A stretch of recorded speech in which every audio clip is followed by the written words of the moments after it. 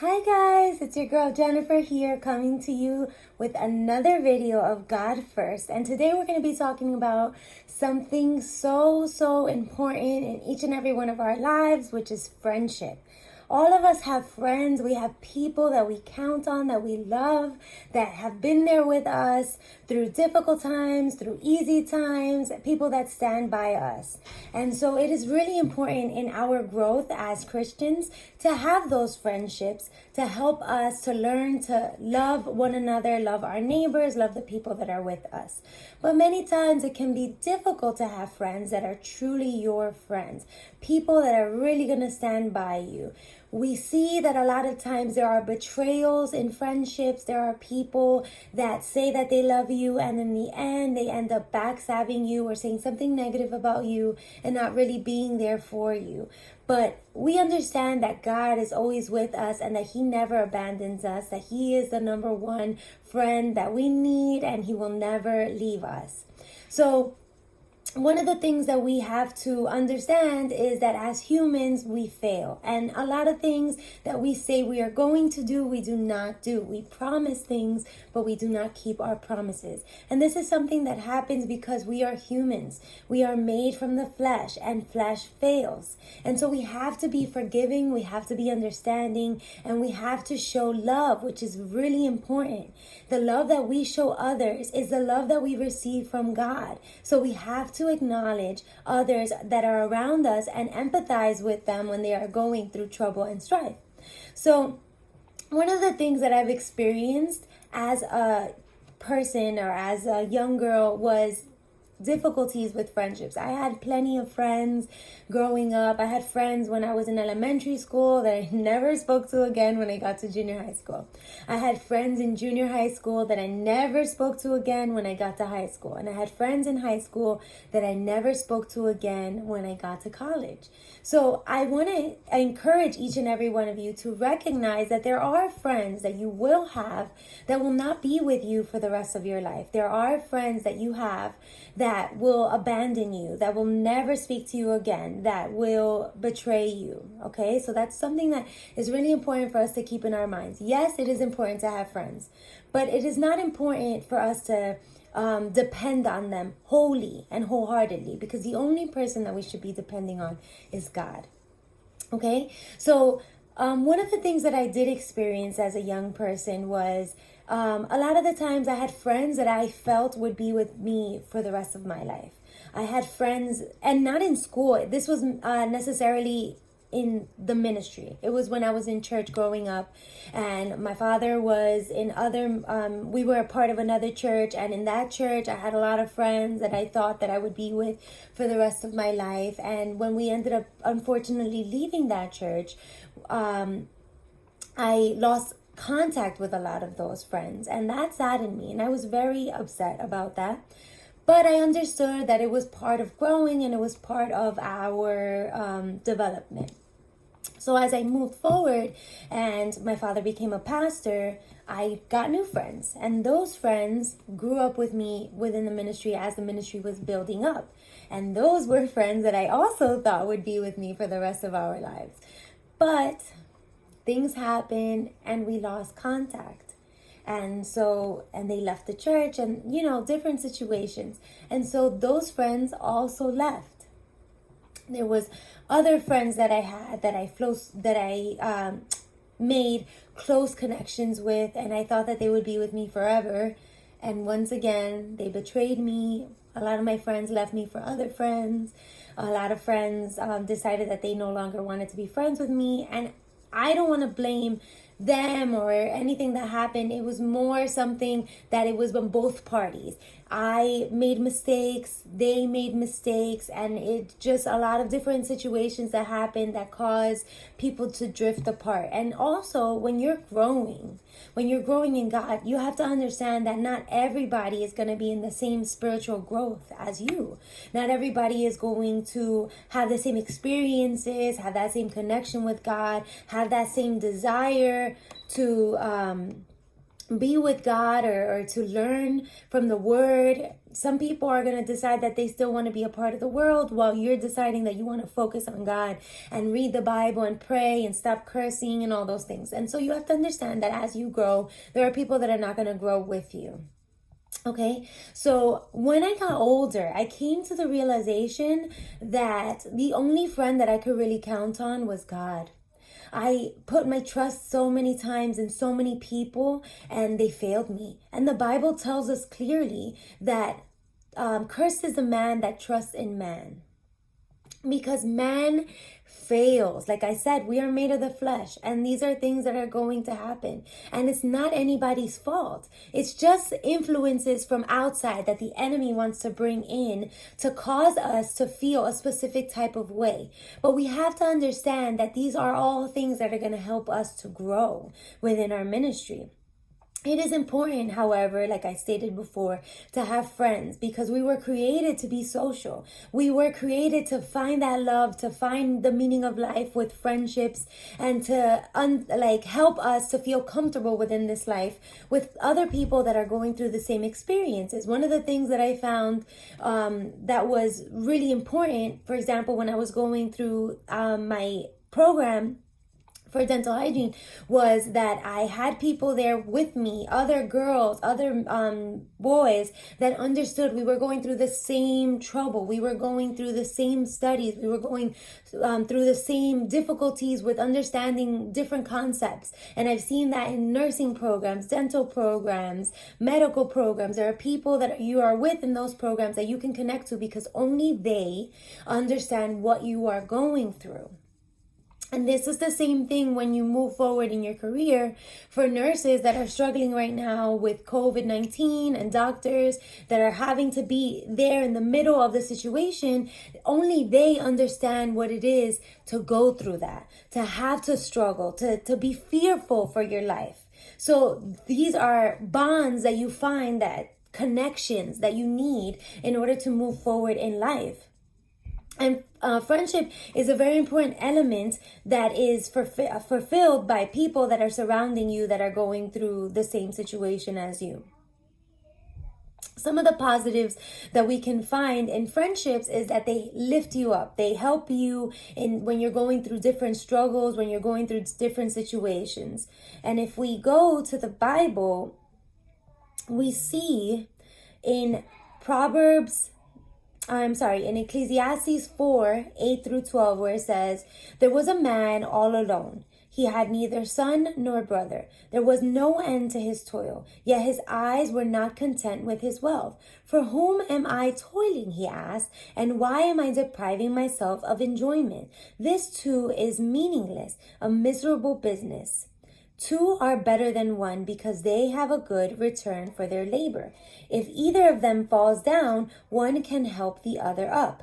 But pity anyone who falls and has no one to help them up." So this is important, because if we see here, it is saying that two people are better than one because they have a good return for their labor. So when two people are working hard, it is easier for them to lift each other up, to help each other, to tell each other we can do this, and to continue to work hard. But pity anyone who falls and has no one to help them up. So a lot of the times we isolate ourselves and we do not form those friendships. So when we struggle, or when we go through difficult times, there is no one there. And the thing that is the saddest, I find, is that let's say you die and you're in that casket, and let's say you came out and you saw the people that were there at your funeral. How sad would it be to have no one there? No one that understood who you were. No one that saw your growth. No one that saw you in what you had to go through. How sad would that be? A lot of us do not understand how difficult this can be. So think about it. It is important for you to have someone. The Bible tells us that if either of them falls down, one can help the other up. So if you fail, if you're going through struggles, then the other person can help you. Let's say that you are going through a difficult time and you feel lost and you don't know what to do, how easy it is for you to just be like, let me call my friend and she will help me. She will give me advice and she will cheer me up.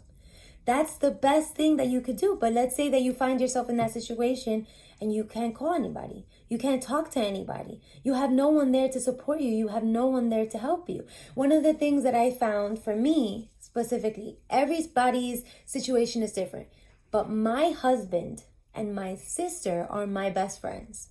They're the only people that I can count on that, yes, there's been difficulties in certain situations, but we forgive each other. We move forward. We are there for each other no matter what. But one of the things that I found is that when I'm going through something, I'm struggling with something, it's so easy for me to call Ella and be like, I'm going through this and I need help. Or to call my husband when he's somewhere else and I'm going through something and I'll be like, this has been difficult for me. I don't know what to do. And we experience things together. And so that has really been helpful for me specifically. Like if I'm struggling with something with the kids, I can easily call my sister and be like, look, this is going on with Mia and Isaac. I don't know what to do. Help me. Just the other day, something happened with Mia and I was able to ask my sister, and it's a benefit that she's a psychologist. So it's easy for me to be like, oh, help me. What do I do? So that's a benefit. And also with Willie, we're experiencing this together. We're both parents to Isaac and Mia. So if I'm going through something with them, then I can just easily call him and be like, look, this is happening. I don't know what to do. Can you talk to them? Specific things like that. Or if I'm going through things at work, then I can just talk to them. And my parents are my friends too. So it's easy for me to talk to them. That's something that is very hard, I find, with young people, because you feel like your parents don't understand you. You feel like you can't have that friendship with your parents. But I encourage you to talk to your parents. And the reason is because you think that the situation that you're going through is a situation that they won't understand. But trust me, they have been through it and then some. So they know the best advice to give you to help you get through things. And like I said, remember, we are always here. If you need to speak to anyone, you can easily talk to me. You can leave a comment below. I'm always checking the comments, and you can let me know if there's anything that you're going through. You can put your Facebook contact or anything like that, like an Instagram contact. I can send you a DM. However you want to be contacted, I'm here for you 24/7. There's a group of counselors that is able to talk to you in church. Like if you want to come to church, remember, we are always available. So trust that I am your friend. If you need a friend, I will be there for you. Okay? So moving forward, within the Bible, it says, if two lie down together, they will keep warm. But how can one keep warm alone? Though one may be overpowered, two can defend themselves. So when you're going through something like in school, a lot of the times we're being bullied, we're being put down by other people, and how great is it to have a friend that is there with you and telling you, don't listen to them. They don't know what they're talking about. They're dumb. Or they'll say, stop talking about my friend like that. I've had that happen. Like if someone says something negative, I've had a friend that's been there and has helped me. My friends that I've had since kindergarten, when I was in elementary school, when I was in junior high school, when I was in high school, they all helped me through a specific period. They were all useful for that specific time. Although we lost contact and we are no longer close like we were when we were in elementary school or so forth, we still helped each other through that period. So friendships are important for certain periods. Don't expect for it to last forever, but for that specific time, that person will be there with you and will help you. So it says, though one may be overpowered, two can defend themselves. A cord of 3 strands is not quickly broken. And this is something that is important also when it comes to struggles that we are going through, like that we need prayer. One thing that I encourage a lot of you guys to do is that when you are struggling or going through something, it is important to contact your leaders or the intercessors of the church. And the intercessors are people that pray. It is important to contact them because they will pray for you. And the Bible tells us that when two or more get together with a common goal, great things occur. So when there are more people praying for a specific thing to happen, we see that God's hand moves in our favor. So that is really important for us to understand. Okay, one of the greatest examples that we see within the Bible about friendship is the friendship between David and Jonathan. Jonathan was Saul's son, and they became really close. The Bible tells us in 1 Samuel 18, 1-4, after David had finished talking with Saul, Jonathan became one in spirit with David, and he loved him as himself. From that day, Saul kept David with him and did not let him return home to his family. And Jonathan made a covenant with David because he loved him as himself. Jonathan took off the robe he was wearing and gave it to David, along with his tunic and even his sword, his bow, and his belt. And we saw that when everything ended up happening later on with Saul, when there was that problem with Saul persecuting David because he felt like he was coming against him, Jonathan still defended David, and he didn't waver. And when Jonathan was found David, when Saul was looking for him, he didn't betray him. He was there with him. So that was a true friendship that we saw within the Bible. A lot of the other people that we see in the Bible, the people that they held closest and had friendships with was God. And we see also the friendship that was formed between Jesus and the 12 disciples. Although we see the ultimate betrayal with Judas, but we do see that he had that little unit that he had that helped him go through the time, that were useful for specific things. So that is important for us to notice. There are friends that are useful for a specific time to help us to achieve a goal. There are also friends that are useful to help us to understand betrayal, to overcome this and to move forward. Yes, it will hurt. When a friend betrays you, it hurts like crazy. But these are all things that we need to experience so that it helps us to understand who is truthful and who is not. Who will stand with you and who will abandon you. Do not be fooled. Like I said, cursed is a man who trusts in man. Your own parents will betray you. Okay? But God will never, ever, and this is a promise, He will never abandon you. He will never betray you. Trust me. That is something that is really important for you to understand. The person that you reach out to the most when you're going through trials and tribulations is God. He will be there with you no matter what. He will never abandon you. And that is important for us to understand. So, we have to also understand that friendships can also have negative aspects. Friendships can lead you to sin. There are friendships that we have that are not good.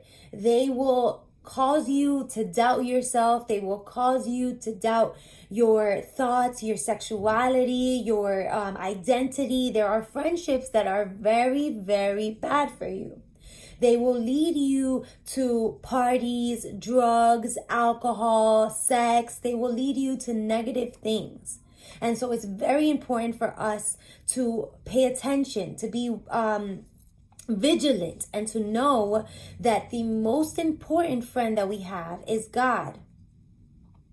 So in Deuteronomy, it tells us, let's go to Deuteronomy 13:6. So let me just... It tells us, if your very own brother or your son or daughter or your wife you love or your closest friend secretly entices you, saying, let us go and worship other gods, gods that neither you nor your ancestors have known, gods of the people around you, whether near or far, from one end of the land to the other. Do not yield to them or listen to them. Show them no pity. Do not spare them or shield them. You must certainly put them to death. Your hand must be the first in putting them to death, and then the hands of all the people. Stone them to death because they tried to turn you away from the Lord your God, who brought you out of Egypt, out of the land of slavery. Then all Israel will hear and be afraid, and no one among you will do such an evil thing again. So, yes, it is important for us to have friends, but if there are friends that are turning you against God and encouraging you and enticing you to do negative things, when the Bible talks about putting them to death, it's not something literal. Obviously, we're not going to start killing people because we feel like they're betraying us or leading us astray. What it's saying is that you need to break the ties with that friendship and kill that friendship. So those are people that you need to separate yourself from. So if you see that there are people that are around you that are encouraging you to do negative things, to curse, to be a part of parties and rituals that you have not learned that are good for you, then those are people that you need to cut out. Okay? So even if your friends do not lead you astray, they can provide false comfort and bad advice. So a lot of times there are situations that we're going through and they advise you to do negative things. They advise you, like, for example, if you're going through a difficult time with your parents and you're like, oh, I'm so sick of my parents, they never understand me. If you have a friend, they're like, yeah, they never understand you. Like, oh, you should like kill them in their sleep. That's like another level. So those people you really need to be away from. But if it's someone that is telling you like, oh, your parents are annoying, you should sneak out of your house, you should go against them, then those are people that you really need to start to analyze and see if those people are really someone that is beneficial for your life. Because honestly, you shouldn't disobey your parents. You shouldn't disrespect your parents. You should listen to your parents. The Bible tells us that we should honor our fathers and mothers because they are important. The way that you treat the people that brought you to this world is an example of who you are, of what your morals are, of what you hold first and foremost. And the way that you treat others is the way that you represent or demonstrate how you're going to treat God, how you're going to act around, the situation that we're in. Like if you're going to betray God or not, that is a big representative of how you are going to treat your relationship with God. So it is important for us to demonstrate love, compassion, empathy. All of those things are really important. So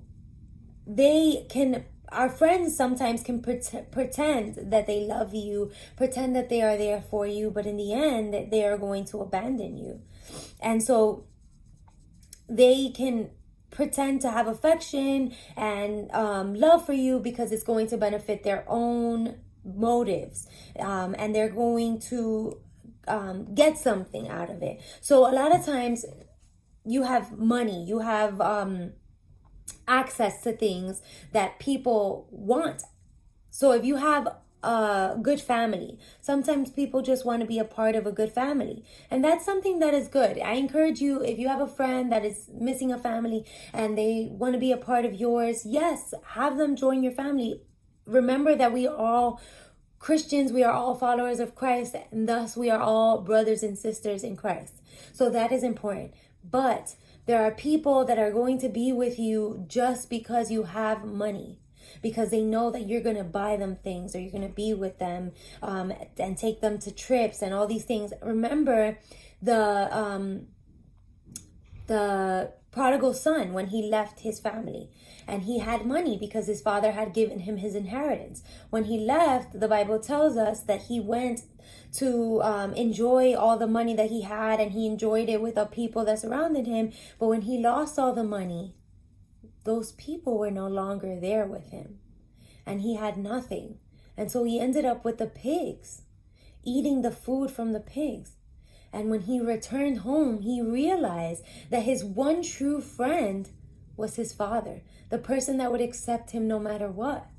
And that is an example of Christ. How no matter how many times we leave him, he always is there with us. He always receives us with open arms. So it is important for us to choose wisely. Choose people that are going to uplift you. Choose people that are going to help you and push you forward. If you're in school and you're having difficulties with a class or with tests, someone that's going to be there with you and say, oh, let's study together. Let's learn this together. I'll stay up with you. Even if they're not in the same class as you and they say, oh, I have a test too, I can study with you. I can sit there with you while you study. And they're going to encourage you to continue to study. They're not going to tell you, you know what, let's take a break. Let's start watching TV. I know this is something that is so dumb, but like recently, Isaac and I were reading a book.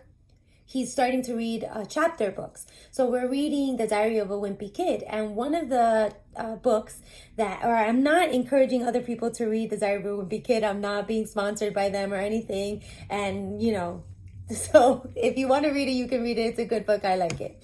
So we're reading Diary of a Very Awesome Kid, which is Rowley's experience in the book. And one of the things that he's doing different chapters, and one of the books that we just recently read yesterday, which is interesting, was he was talking about how they had a math test. And so him and Greg decided to go to the library. And instead of Greg helping him to study, he was distracting him. And he kept telling him, let's take breaks, let's do this, let's have fun. And when Rowley kept trying to study, he kept throwing papers at him and he was distracting him. He kept tapping him. He kept doing a bunch of different things that were distracting him from actually studying. And so that is a friendship that needs to be analyzed. We need to recognize that sometimes there are people in our lives that are not good for us. If they're not making you go up to the next level, to a higher level, then there are people that they need to be taken out of your life. If there's someone that is that is causing you to question yourself and your morals, everything that you have been taught, everything that is important to you, then those people need to be taken out of your lives. Okay? If there are people that are constantly negative and not helping you to see the positive in things, cut those people out. They are a cancer to your life. Okay? So friends should be chosen carefully. Bad company corrupts good character. And we see this, that Paul told this to the Corinthians in 1 Corinthians 15:33. So when it says that if you have people that are surrounding you that are bad, they corrupt your character, your morals, the things that you were taught. People that are there with you that are telling you, for example, people that are surrounding you and telling you like, are you sure that you like that guy? I think you like this girl. Or are you sure that you like this girl? I think you like this guy. And so they're making you question your sexuality when you never even thought about that. That's something that never came into your head. If that's something that came into your head on your own, then that's a different story. But if there's someone that is encouraging you to think differently, or if you're in a marriage and you have a friend that is telling you like, does your husband really love you? And your relationship is fine. And it's not someone that is there telling you like, you should stick it out. You should talk to your husband or you should talk to your wife. And, when you get older, you start to have these relationship with friends. Because this is not just for young people. I also want to talk to people that are young and married or going through struggles. Like if I'm going through a struggle, I can easily go to my sister and I could say, like, look, me and Willie are going through this. So I go to my mom and I say, Mom, we're going through this. I need help. I don't know what to do. And they help me instead of telling me like, you should get a divorce. You should not be in that relationship. No, they lift me up. They say these are struggles that marriages go through. So if you're in a relationship, your boyfriend and girlfriend, if there's a friend that you have that is not encouraging you to grow in your relationship and they're telling you to abandon that relationship, then maybe these are people that you should analyze and see if they're really good for you. So let's go to the word once again. And we can go to Proverbs 27:5-6, where it says, better is an open rebuke than hidden love. Wounds from a friend can be trusted, but an enemy multiplies kisses. And this is important for us to understand. Sometimes our friends, when we're talking to them, they reprimand us because of something that we did. For example, when me and Willie were friends, I remember being very hard and very loud. I never had sympathy for other people or empathy. And Willie told me, you need to change your character because the way that you are is going to drive people away. It took me a while to understand this. And it was hard for me to hear because it hurt, okay? But here it says, wounds from a friend can be trusted. It helped me to change, and still I'm trying to change. It's hard. Change isn't easy. But when you have a friend that is there to stand with you, to help you go through this fight, then those are friends that you should keep with you.